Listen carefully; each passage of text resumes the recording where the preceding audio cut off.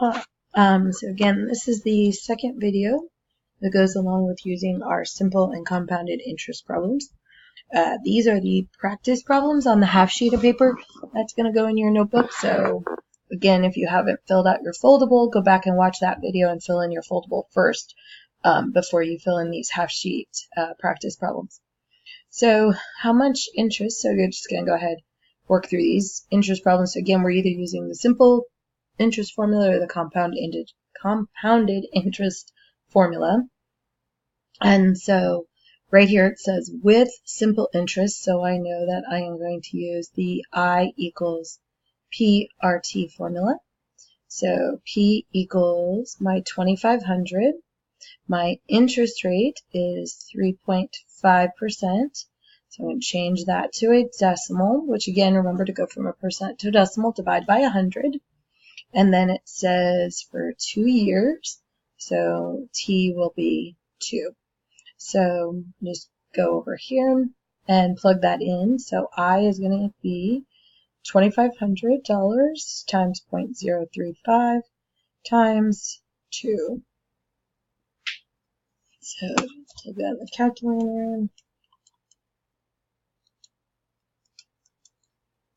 So $175. So again, $175 interest earned in 2 years. Okay. All right. How much interest would $12,000 earn with simple interest? 12 years at the rate of 4.25. So again, same formula. So we're going to, P is going to be $12,874. My interest rate this time is 4.25. So again, divide that by 100 to get 4,025. And then T is 12 years. So I equals 12,875 times 0.0425 times 12. So that gives me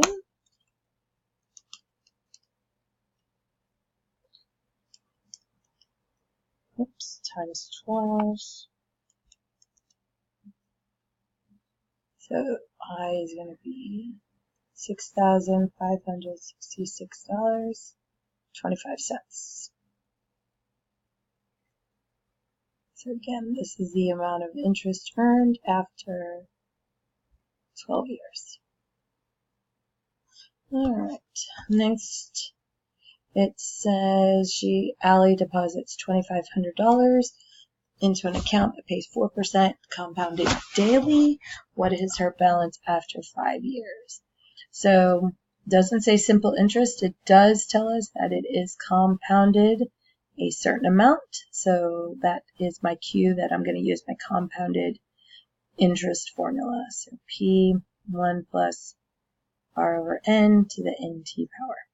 So off to the side here, I just want to go ahead and figure out what each of these are. So P is going to be 2,500.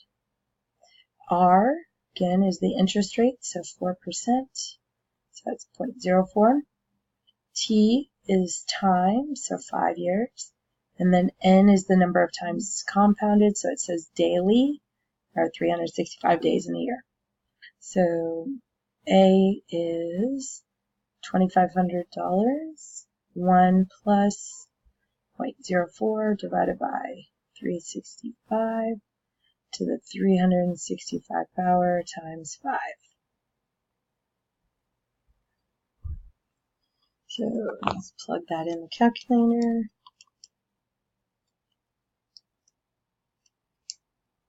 Uh, 365, all of that is to the 365 times 5 power. So Allie has in her accounts $3,053.47.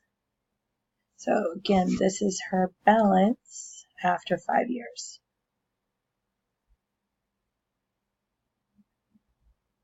Balance in the account after 5 years. Alright. So similar problem here. Next one, Corey deposits $2,500 into a savings account, pays 4% compounded monthly. So you can see the difference. So the only thing that's going to change from the last example is it's compounded monthly. Everything else stays the same. So the same dollar amount, same interest rate. So my formula this time is going to be A equals 2,500, 1 plus 0.04 divided by 12 this time. So again, the only thing that changes is the compounded, so that means n is 12. So then my exponent is going to be 12 times 5 power. So plug that in. Oops. Put the wrong button on my calculator. So 12 times dividing by 12. So she has $3,052.49. So just about $1 less than the other person had in the account, since it was compounded more often. So more often means you usually are going to end up with more interest. So that's another thing to look for that we'll look at as we shop for accounts later on in part of your project, which I'll get into more information later. Alright, next one. How much interest would $8,700 earn at a rate of 3.8% compounded quarterly over a period of 3 months? Alright, so again, it has that phrase compounded quarterly, so I know I'm going to use that formula that I just did on the last examples. So 8,700 is our P. R is 3.8%. So divide that by 100 to get our decimal. N is quarterly because we are dividing it, compounding it 4 times. And then T is number of years, but you'll notice it says 3 months. So I have to figure out what part of a year that is. So since it's months, 3 divided by 12 to get a part of a year. If you want to leave it as that or change it to a decimal, that would be a 1/4 as a fraction, which we know is 0.25 as a decimal. So anytime you have it in months, you do have to change it to what part of a year. So 3 months is a quarter of a year. Right. So again, A is going to be $8,700, 1 plus 0.038 divided by 4 to the NT, so 4 times 0.25 power. So after 3 months, we have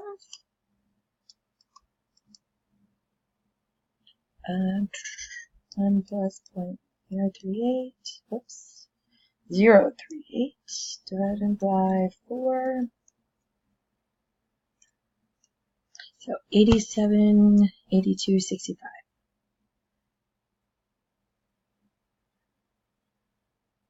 Okay. So again, this is the total.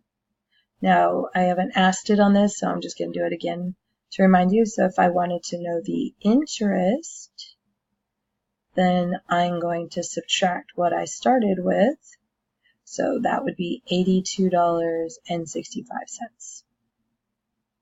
So the amount of interest earned, that is what we get after we do that subtraction. Okay? All right. So grandparents invest $50,000. They pay 5% interest compounded semi-annually. What's the balance after 18 years? So P is going to be $50,000. R is 5%. So again, divide that by 100, so 0.05. N is semi-annually, so that's 2 times. And T equals 18 years. So A equals 50,000. 1 plus 0.05 divided by 2 to the 18 times 2 power. or yeah, NT, remember multiplication can be switched around, so 18 times 2 is the same as 2 times 18. So $50,000, 1 plus 0.05 divided by 2 to the 18 times 2 power. So there is now, so the annual yield of this account is $121,626.77. So again, this is the total. And if I wanted to know the interest, I'm going to subtract out that $50,000 I started with. So minus 50,000, that times 50,000.